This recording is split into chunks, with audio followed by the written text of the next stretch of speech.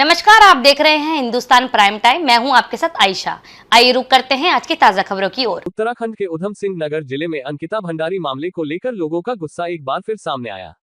स्थानीय लोगों और संगठनों ने निष्पक्ष जांच की मांग को लेकर प्रदर्शन किया। प्रदर्शनकारियों ने मामले की सीबीआई जांच कराने की मांग उठाई। प्रशासन ने सुरक्षा व्यवस्था कड़ी कर हालात पर नियंत्रण बनाए रखा है। आंध्र प्रदेश में ओएनजीसी के एक कुएं से गैस रिसाव की घटना सामने आई है। गैस फैलने से आसपास के इलाके में अफरा तफरी मच गई। सुरक्षा के मद्देनजर लोगों को सुरक्षित स्थानों पर भेजा गया। प्रशासन और कंपनी की टीमें रिसाव रोकने में जुटी हुई हैं। दिल्ली के तुर्कमान गेट स्थित फैज-ए-इलाही मस्जिद के आसपास का इलाका छावनी में तब्दील कर दिया गया। भारी संख्या में पुलिस और अर्धसैनिक बल तैनात किए गए हैं। इलाके में आने जाने पर कड़ी निगरानी रखी जा रही है। प्रशासन स्थिति को पूरी तरह नियंत्रण में रखने का दावा कर रहा है। जेएनयू परिसर में एक बार फिर विवादित नारे गूंजने का मामला सामने आया है। घटना के बाद राजनीतिक माहौल गर्मा गया है। विश्वविद्यालय प्रशासन ने जांच के आदेश दिए हैं। पुलिस भी पूरे घटनाक्रम पर नजर बनाए हुए है।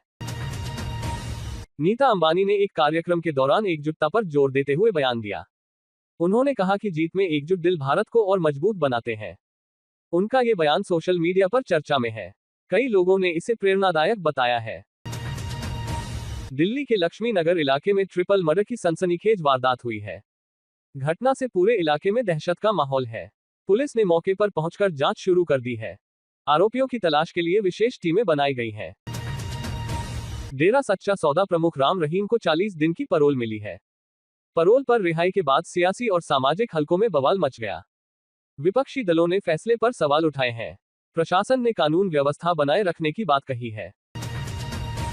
बांग्लादेश में एक हिंदू पत्रकार की गोली मारकर हत्या कर दी गई है। घटना से अल्पसंख्यकों की सुरक्षा को लेकर चिंता बढ़ गई है। स्थानीय पुलिस ने मामले की जांच शुरू कर दी है। मानवाधिकार संगठनों ने कड़ी कार्रवाई की मांग की है। पूर्व केंद्रीय मंत्री सुरेश कलमाडी का निधन हो गया है। उनके निधन से राजनीतिक जगत में शोक की लहर दौड़ गई। कई नेताओं ने उन्हें श्रद्धांजलि अर्पित की। उनके राजनीतिक योगदान को याद किया जा रहा है। पश्चिम बंगाल के मुर्शिदाबाद में बाबरी मस्जिद से जुड़े मुद्दे को लेकर बवाल हुआ है। इलाके में तनाव और घमासान की स्थिति बन गई। पुलिस ने हालात काबू में करने के लिए सख्ती बरती। स्थिति पर प्रशासन लगातार नजर बनाए हुए है। 5 दिवसीय फेस्टिवल ऑफ न्यू कोरियोग्राफी कला यात्रा का आयोजन किया गया। इस आयोजन में देश भर के कलाकारों ने हिस्सा लिया। समकालीन नृत्य और कला का अनूठा संगम देखने को मिला। दर्शकों से कार्यक्रम को भरपूर सराहना मिली।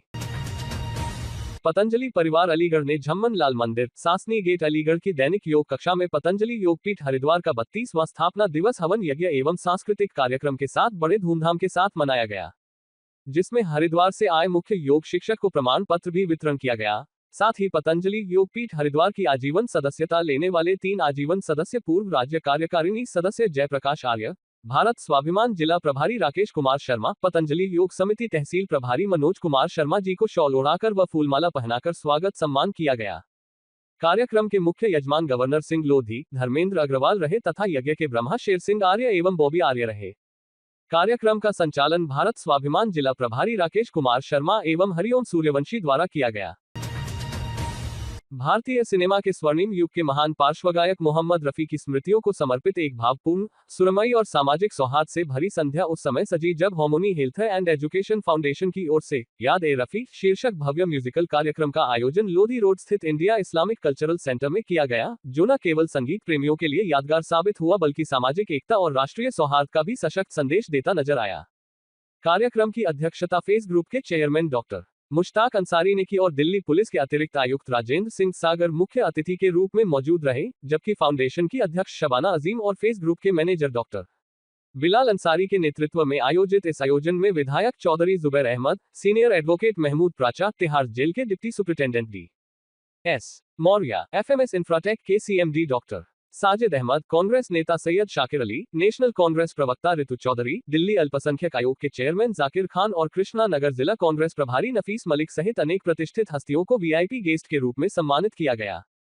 इस संगीतमय शाम को और यादगार बनाने में बॉलीवुड की मशहूर प्लेबैक सिंगर रेखा राज और उर्वशी अरोड़ा की अहम भूमिका रही, जिनकी मधुर प्रस्तुतियों पर सभागार तालियों से गूंज उठा। कार्यक्रम के दौरान समाज और विभिन्न क्षेत्रों में उत्कृष्ट योगदान देने वालों को नेशनल हार्मोनी यूनिटी अवार्ड 2026 प्रदान किए गए। वहीं संगीत के क्षेत्र में उल्लेखनीय योगदान के लिए रमेश मिश्रा, रेखा राज, उर्वशी अरोड़ा, राम मनोज मिश्रा, वाजिद अली और अनामिका को मोहम्मद रफी मेमोरियल अवार्ड से नवाजा गया। इसके अलावा Raja Hasan, doctor Tahir Hussain, Wajid Ali, Shriram Kakkar, Shadab Khan, Narendra Singh, Emmanuel Frank, Megha Bhardwaj, Asad Aziz, अरबसी, अभिषेक खंडेलवाल, तपस्या, सोनू चंदेल, संदीप जैन, न्यमपल सिंह और अरविंद वत्स जैसे कई गायक कलाकारों ने अपनी मनमोहक प्रस्तुतियों से समा बांध दिया, जबकि कार्यक्रम का सफल संचालन मशहूर शायर दानिश अयूबी, अनामिका और उज़मा अंसारी ने किया।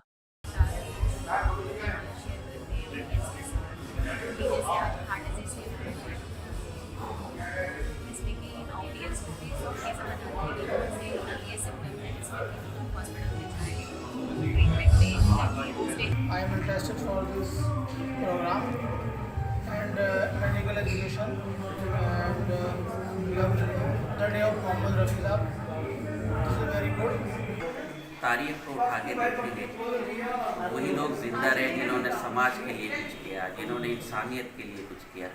और जब मैं समाज की इंसानियत की बात कर रहा हूँ तो उसमें मौसीकी भी आती है, इसलिए कि मौसीकी हमारे दर्द को दूर करती है, हमारे गमों को दूर करती है।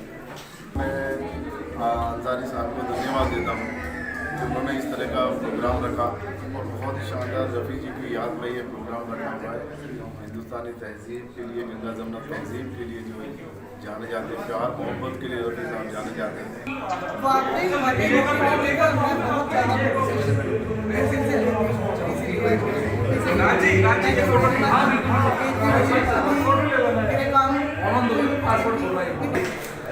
नहीं, उनका तो बहुत बहुत शुक्रगुजार है जब इतने बड़े डॉक्टर्स आए और जो भी हैं हमारे और मुश्ताक साहब, ऐसे इवेंट्स माशाल्लाह इनके सब इवेंट्स कामयाब होते हैं और माशाल्लाह बहुत ही शानदार प्रोग्राम है। और जो भी म्यूजिकल चाहिए शबाना अजीज़ के ऑर्गेनाइजर हैं और बाकी अल्लाह का शुक्र सब बढ़िया अच्छा है माशाल्लाह। जिंदगी खूबसूरत महफिल को सजा करके तमाम देश के कोने कोने से यहाँ जिम्मेदार ला करके उन्होंने अपनी उपस्थिति दर्ज कराई, इसके लिए मैं धन्यवाद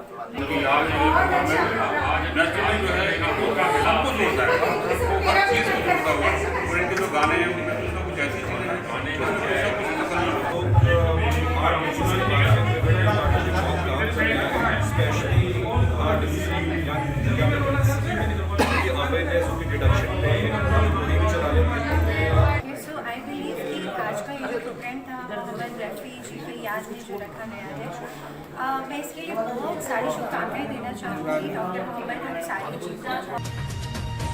राष्ट्रीय पुस्तक न्यास (NBT) द्वारा शिक्षा मंत्रालय के तत्वाधान में 10 जनवरी से 18 जनवरी के मध्य विश्व पुस्तक मेला का आयोजन नई दिल्ली के प्रगति मैदान में आयोजित होने जा रहा है।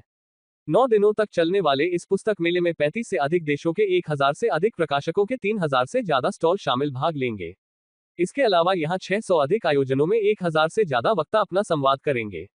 20 लाख से अधिक लोगों के इसमें शामिल होने की संभावना है। पहली बार पुस्तक मेला में प्रवेश निःशुल्क रखा गया है, जो राष्ट्रीय पुस्तक न्यास के पुस्तकी और ज्ञान को सभी के लिए सुलभ बनाने के सिद्धांत को सुदृढ़ करता है। मेले का उद्घाटन माननीय शिक्षा मंत्री श्री धर्मेंद्र प्रधान जी करेंगे।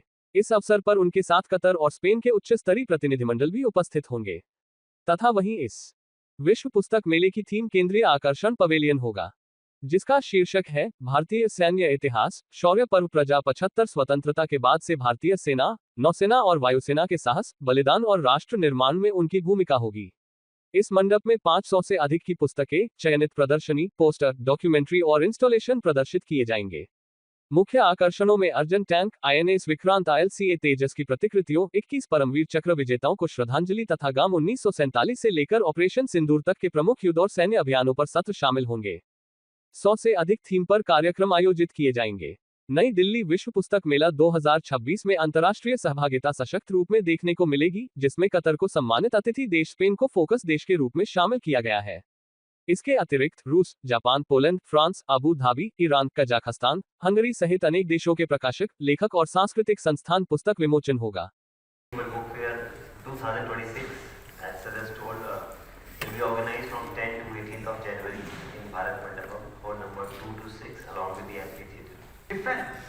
Unity and progress. This is a very dedicated pavilion and literally events to showcase this particular theme. Chairman of National Book Trust India, Shri Yuvraj Malik, Director of National Book Trust India, Shri Premjit Lal, Executive Director of ITPO, and we have a privilege to have His Excellency Mr. Mohammed Hassan Jabeer Al Jabeer, the Honorable Ambassador of the State of Qatar to India, and the Qatar is the guest of honor country.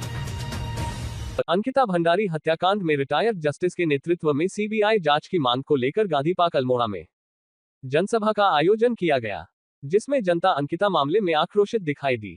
विधि छात्रा नीमा आर्या ने कहा कि अंकिता भंडारी की लड़ाई मात्र एक बेटी की लड़ाई नहीं बल्कि सभी महिलाओं बेटियों की सुरक्षा पर सवाल खड़े करता है। आज तक जितनी भी सरकारें सत्ता में रही है, सभी सरकारें महिलाओं की सुरक्षा में विफल रही है।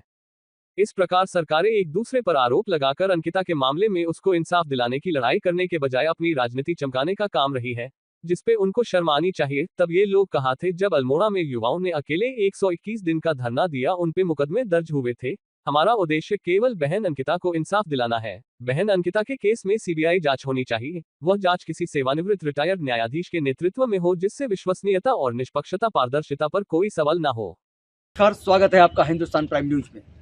आज मैं हूं उत्तराखंड अल्मोड़ा के थपलिया में स्थित टैक्सी स्टैंड पर, जहां पर इस वक्त अंकिता भंडारी हत्याकांड को लेकर बहुत जोर शोर से बवाल मचा हुआ है।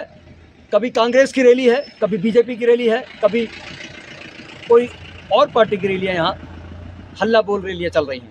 आइए इसी हत्याकांड को लेकर बात करते हैं हमारे एक बिल्कुल नौजवान किशन सिंह भंडारी जी से।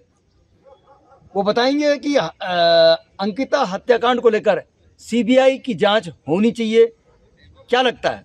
आइए बात करते हैं किशन सिंह भंडारी। भंडारी जी नमस्कार। नमस्कार सर। स्वागत है आपका हिंदुस्तान प्राइम टाइम में। भंडारी जी, जैसे कि आपको लगता है कि अल्मोड़ा शहर के अंदर जो है अंकिता हत्याकांड को लेकर जगह जगह पर रैलियां निकाली जा रही हैं, कभी कांग्रेस की रैली है, कभी उपमा की रैली है, कभी बीजेपी वालों की रैली है, तो आपको क्या लगता है कि अंकिता हत्याकांड के दोषियों को सजा मिलेगी? मिलनी चाहिए सजा उनको, सीबीआई जांच होनी चाहिए ना। जो भी त्रुटियां पाई गई हैं, जो ये है कि वीआईपी को जो भी है उसमें आगे आना चाहिए, सरकार को भी आगे आना चाहिए, जांच भी होनी चाहिए। जैसे बताते हैं कि इस वक्त बहुत जोर शोर से ये कहा जा रहा है कि कोई वीआईपी होने का जो है इसमें मुद्दा उठ रहा है, तो आपको क्या लगता है कि जो अंकिता हत्याकांड को लेकर जो वीआईपी मुद्दा उठाया जा रहा है वो बिल्कुल सही है? बिल्कुल सही है, अभी तो सीबीआई जांच नहीं हो पा रही है। तो आप मतलब पूर्ण रूप से सहमत हैं कि अंकिता हत्याकांड के जो दोषी हैं उनको जो सजा मिलनी चाहिए, और आप चाहेंगे, कुछ बोलना चाहेंगे इस कांड को लेकर? सजा मिलनी चाहिए उनको, मतलब दोषियों को सजा मिलनी चाहिए। तो ये थे भंडारी जी जिन्होंने कहा कि अंकिता हत्याकांड के दोषियों को सजा मिली। आइए बात करते हैं रावत जी से। रावत जी नमस्कार। नमस्कार सर। स्वागत है हिंदुस्तान प्राइम न्यूज। अच्छा, जैसे कि रावत जी, इस वक्त आपको पता है कि यहाँ पे हर पार्टी जो है अंकिता हत्याकांड को लेकर जो रैलियां निकाल रही है और आपको जो है पूछ रही है, तो बताया भी जा रहा है कि किसी वीआईपी होने का लुत्फ नाम उजागर में आ रहा है, और कईयों पे कीचड़ उछाला जा रहा है, और कई लोग इस मुद्दे को लेकर, जब जैसे कि अभी पता लगा है कि 11 तारीख को उत्तराखंड पूर्ण रूप से बंद करने का आह्वान किया है, तो आपको क्या लगता है जो अंकिता हत्याकांड के जो दोषी हैं उनको सजा मिलेगी? क्या आप कहना चाहेंगे? आपको मतलब लगता है कि आपको जो सरकार से, प्रशासन से उम्मीद है कि आपको जो सीबीआई जांच होने के बाद जो है इसकी कार्रवाई की जाएगी? तो ये थे हमारे रावत जी। आइए बात करते हैं, हमारे बीच जो है एक और भाई साहब खड़े हैं। तो भाई साहब नमस्कार, आप अपना नाम बताएं। मैं मोहन सिंह मची। वो क्यों, जैसे आपने बोला कि प्रेजेंट में जो सरकार केंद्र और हमारे स्टेट में है, उनके पिछले रिकॉर्डों को देख के मेरे को ऐसा लग रहा है जी। तो मतलब आपको लगता है कि मतलब न्याय नहीं मिलेगा? जैसे काफ़ी दिनों से ये मुद्दा फिर दोबारा उछाल का, और इसी मुद्दे को लेकर 11 तारीख को पूर्ण रूप से उत्तराखंड बंद करने का ऐलान किया, तो आप कहाँ तक सहमत है? मैं तो पूर्ण रूप से सहमत हूँ। धन्यवाद। ये थे हमारे बीच मटियानी जी, जो बता रहे हैं कि उत्तराखंड में न्याय मिलना चाहिए अंकिता के हत्यारों को।